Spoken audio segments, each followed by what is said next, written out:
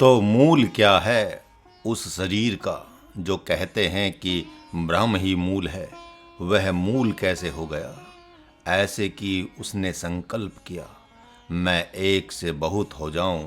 कैसे संकल्प किया? जैसे पुरुष कहता है कि मैं एक ही हूँ, अतः जब घर में रहना है तो बहुत होकर रहूँगा, घर में रहना है तो शादी करूँगा, बाल बच्चे होंगे, एक से अनेक होऊंगा। इस प्रकार वह संकल्प करके एक से अनेक होने के लिए शादी करता है। उसके बाल बच्चे होते हैं। जब बाल बच्चे हो जाते हैं तो कालांतर में फिर कहता है कि मैं अब बहुत से एक हो जाऊं।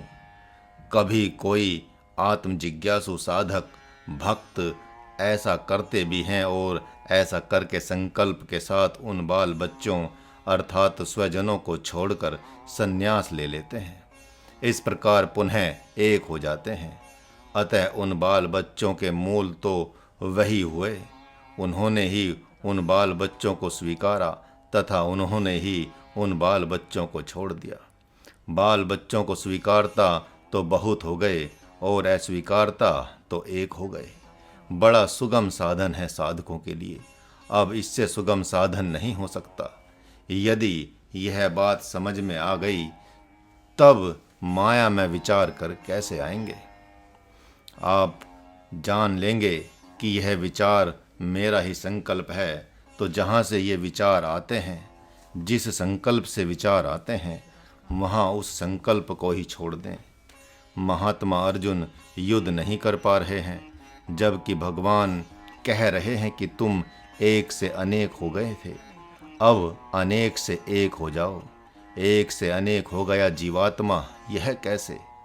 चौथे अध्याय में इसका विशद वर्णन किया गया है। अनेक से एक होने की कहानी को पुनः एक बार देखें।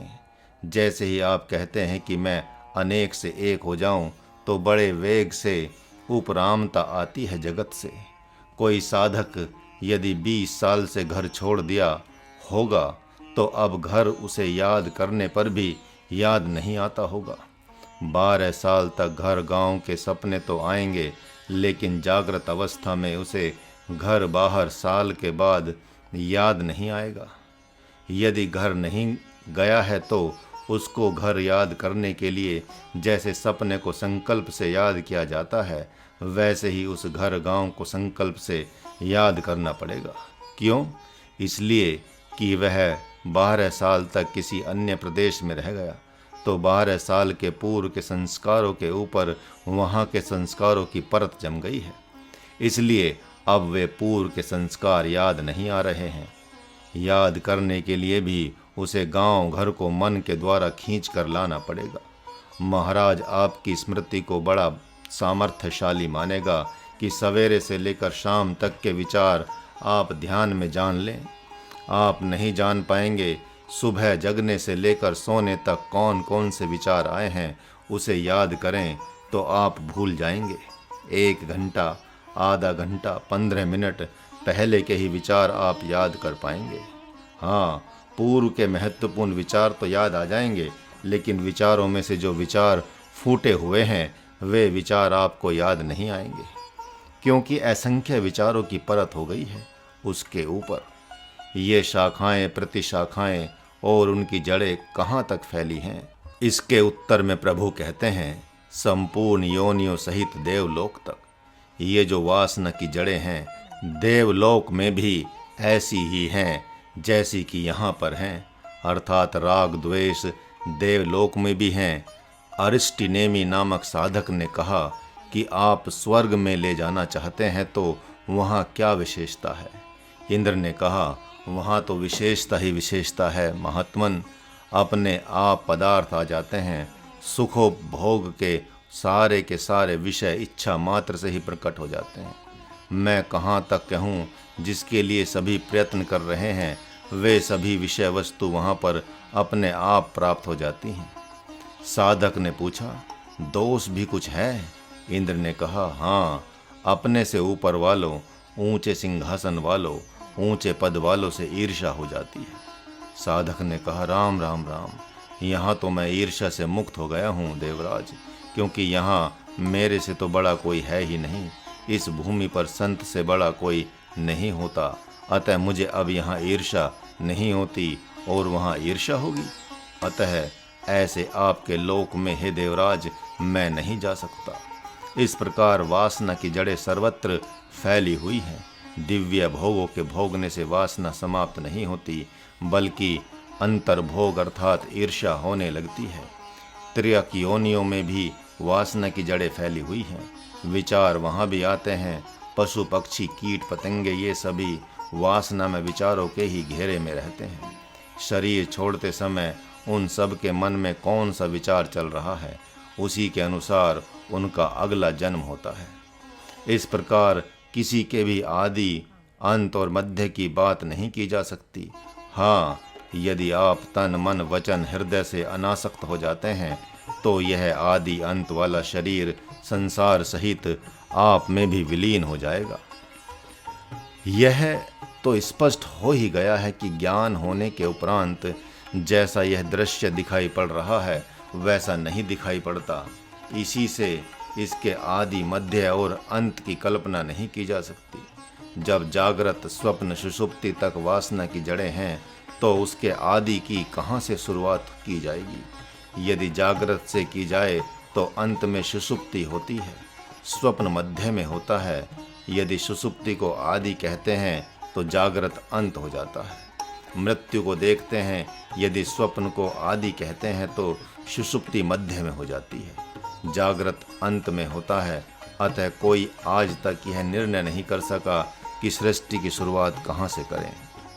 नारद जी ने कंस को आकर बता दिया कि 8वें बच्चे की गणना किससे करोगे। हर उंगली से पहली गणना की जा सकती है और प्रत्येक उंगली 8वीं भी हो सकती है। कर्मकांड या ज्योतिष के अनुसार कहीं कहा गया है कि यदि विशेष संख्या की गिनती करनी है तो तर्जनी उंगली से ही प्रारंभ करनी चाहिए।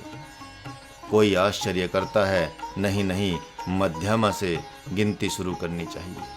किन्हीं का मत है कि अनामिका से ही पहली उंगली है, क्योंकि ब्रह्म सर्वप्रथम जल से प्रकट हुआ है। फिर जिसने सृष्टि की तो कोई कहता है कनिष्ठिका ही पहली है। कितने लोग अंगूठे को आकाश मानते हैं और कितने लोग कनिष्ठिका को आकाश मानते हैं। तो वह 8वां बच्चा कौन होगा जो तुम्हारा वध करेगा। आप इस पर विचिंतन करें। अब कंस विकल हो गया और सारे बच्चों को मारना शुरू कर दिया। उसी प्रकार आप यदि आध्यात्मिक साधक हैं तो ज्योतिष शास्त्र के अनुसार विषय वासना की गणना कहाँ से करेंगे। काम क्रोध की उत्पत्ति कब और कहाँ से हुई, इसको किसने जाना। प्रभु ने तो स्पष्ट कह दिया कि काम रूप वासना शरीर से लेकर बुद्धि तक फैली हुई है, लेकिन ज्ञान हुए बिना तो बुद्धि की मुक्ति नहीं होती, और जब तक उसकी मुक्ति नहीं होती तब तक विषय वासना रूप संसार का समाधान नहीं होता। भगवान इस मंत्र से में कहना चाहते हैं कि विषय वासना रूप माया का आदि अंत है ही नहीं, अतः इसे अनादि शांत कह दिया जाता है। तथा आप भी यदि आदि अंत मध्य से रहित हैं, इसलिए आपको अनादि अनंत कहा गया है। यदि आप अपने दृष्टा रूप में स्थित हो जाते हैं तो कैसा आदि, कैसा अंत और कैसा मध्य, फिर किसकी खोज करनी है। जैसे आपको स्वप्न में आसक्ति है ही और किसी ने झकझोर कर उठा दिया, नींद टूट गई, तो आप कहते हैं क्यों जगा दिया, इतना सुंदर स्वप्न आ रहा था। जगाने वाला कहता है जल्दी करो, सो जाओ और देख लो सपने को। पुनः सोकर उसी सपने को नहीं देख सकते, क्योंकि जहाँ से सपना टूटा वहीं से वह प्रारब्ध नहीं होता। इसलिए भगवान कहते हैं कि जिस आत्म रूप में सोना जागना है ही नहीं, आदि अंत मध्य है ही नहीं, उसी रूप में आप स्थित हो जाएं, क्योंकि आपका वही रूप है। अतः आप आध्यात्मिक चिंतन प्रारंभ करें, क्योंकि आध्यात्मिक चिंतन आत्मा की श्वास है, जबकि जीव की श्वास कुचिंतन एवं सुचिंतन है। 3 धारा तो अहर्निश इस शरीर रूप संसार में बहती रहती है, कभी कुचिंतन की, कभी सुचिंतन की, तो कभी नींद आलस प्रमाद की, जिसमें नींद आलस प्रमाद तो हटाना आपके वश की बात नहीं है। किंतु चौथी धारा ब्रह्म चिंतन को जैसे ही स्वीकार करते हैं वैसे ही कुचिंतन और सुचिंतन का पता भी नहीं चलेगा तथा नींद भी कालांतर में आपका ही कहना मानेगी। अष्टांग योगी प्राणवायु का रेचक करते करते एक दिन संपूर्ण प्राणवायु का रेचक कर सूक्ष्म शरीर के द्वारा लोक लोकांतरों में घूमता रहता है। उसी प्रकार आध्यात्मिक योगी संपूर्ण जगत रूप भाव का द्वैत रूप भाव का रेचन कर देता है। यही उसका आध्यात्मिक प्राणायाम है। यह द्वैत चिंतन ही अपान है एवं अद्वैत चिंतन ही प्राण है। इसलिए द्वैत को फेंक कर अद्वैत रूप चिंतन भर लेता है। इस प्रकार एक दिन वह अद्वैतमय हो जाता है। जहाँ से कुचिंतन प्रारंभ होता है वहीं से अद्वैत चिंतन भी प्रारंभ होता है। जैसे जिस कैसेट पर जहाँ से फिल्मी गाने टेप किए जाते हैं उसी कैसेट पर उसी जगह से भजन के गीत भी टेप किए जाते हैं। पर एक विलक्षण बात है कि फिल्मी गाने टेप हुए कैसेट पर यदि आपने भजन के गीत टेप कर दिए तो फिल्मी गाने का आदि अंत और मध्य ढूंढने से भी नहीं मिलेगा। एक और भी रहस्यात्मक विषय है कि यदि 45 मिनट की कैसेट आपने सामान्य भजनों से भरा है तो मात्र 4-5 मिनट ही मिटाने में लगेंगे। उसी प्रकार जन्म जन्मांतर के संस्कारों को 3 साल 6 साल ज़्यादा से ज़्यादा 12 साल में आप मिटा सकते हैं। 3 साल तक 12-12 घंटे 16-16 घंटे 20-20 घंटे अखंड ब्रह्म चिंतन करने से 12 जन्मों की क्या 12 युगों की कहानी समाप्त हो जाएगी। एक शेर असंख्य हिरणों पर भारी पड़ता है, एक महारथी 1000 रथियों पर भारी पड़ता है। 10 नाले मिलकर एक नदी बनती है, 10 नदियाँ मिलकर एक नद बनता है और 10 नद मिल जाने से एक महानद बन जाता है। वह महानद भी समुद्र में मिलकर अपने नाम रूप को खोकर समुद्र रूप हो जाता है।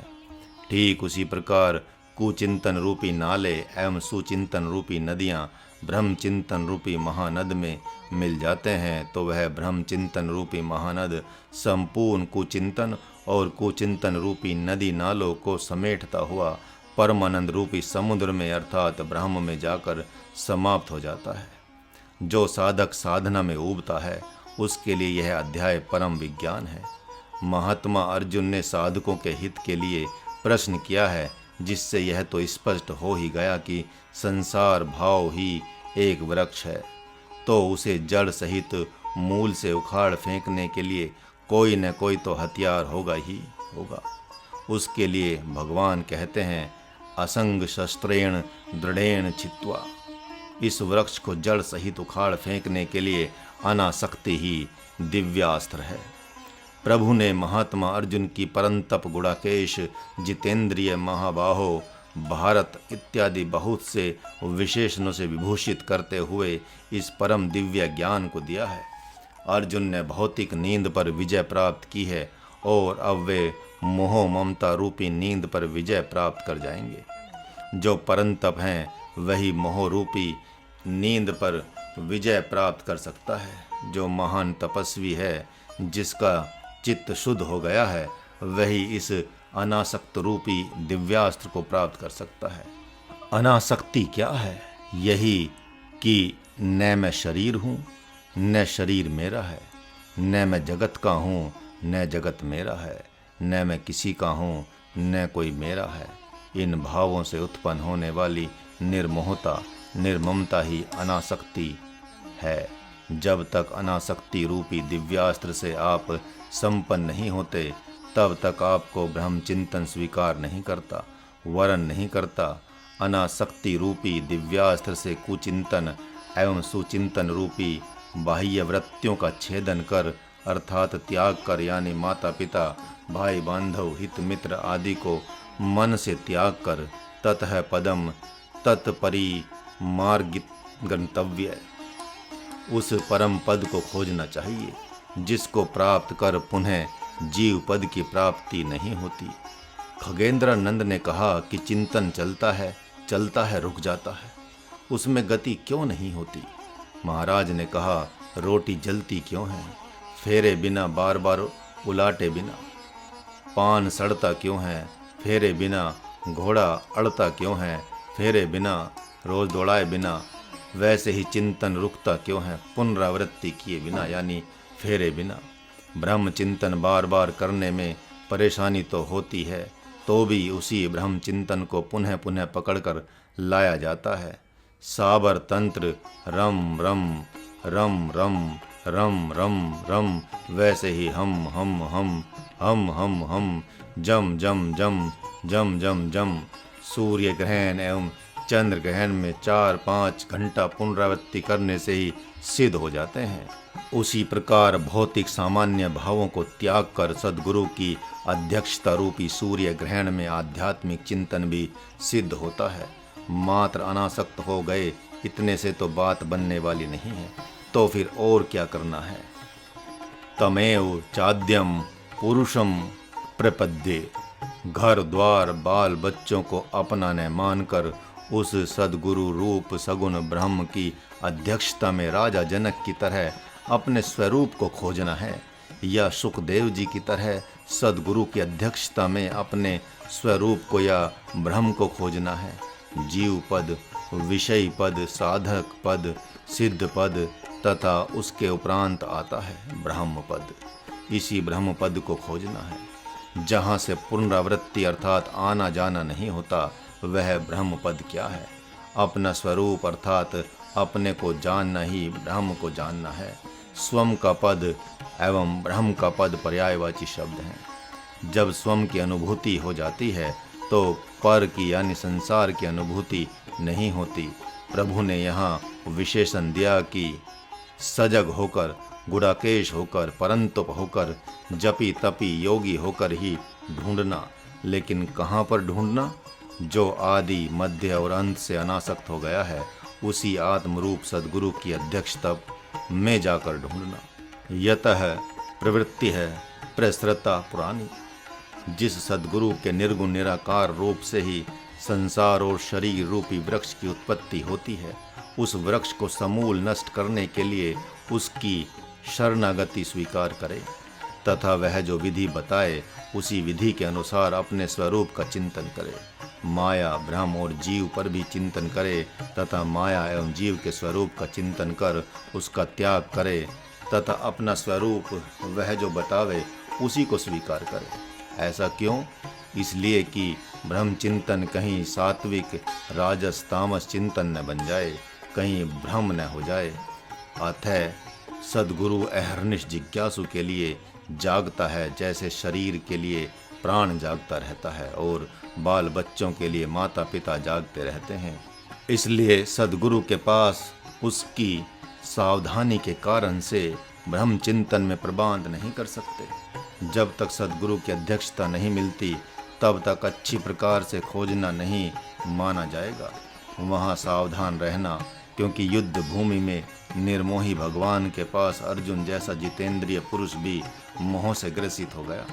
वह इसलिए कि सब ओर से साधन संपन्न थे, किंतु एक ओर से भगवान को सद्गुरु बनाने के पहले आध्यात्मिक सद्गुरु से हीन थे।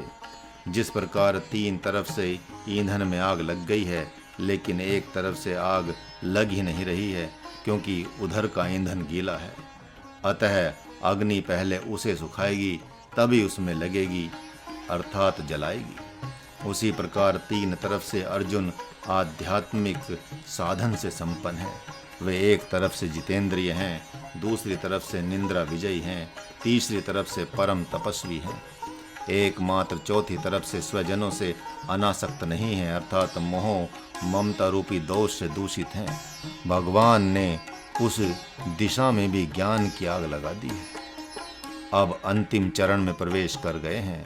मानो भगवान कह रहे हैं, हे पार्थ, तुम्हारे सामने भी एक अशुभ वृक्ष खड़ा है, जिसे तुम जड़ मूल से उखाड़ने में समर्थ हो। जिस वृक्ष की वासना अर्थात मूल धृतराष्ट्र हैं, तना पितामह भीष्म हैं, शाखाएं शकुनी कर्ण और दुर्योधन हैं, उपशाखाएं अन्य रथी महारथी हैं, टहनियाँ पैदल सेना के सदस्य हैं, डालियाँ राजकुमारों के राजकुमार हैं, पत्ते द्रोणाचार्य एवं कृपाचार्य हैं, फल हस्तिनापुर विराट साम्राज्य है, जिसका इन लोगों ने खूब उपभोग कर लिया है। अब ये नरक आदि रूप, दुख, फल भोगने के लिए तैयार हैं। हे पार्थ, इस अशुभ पेड़ को उखाड़ फेंकने से ही तुम सब की भलाई है। इतना ही नहीं, तुम शोक संताप क्यों कर रहे हो? क्योंकि मैं ही तुम्हारे लिए इस दुखद पेड़ को उखाड़ फेंकने के लिए एक दिव्यास्त्र हूँ। अतः अब तुम प्रसन्न होकर और भी गोपनीय रहस्य को सुनो।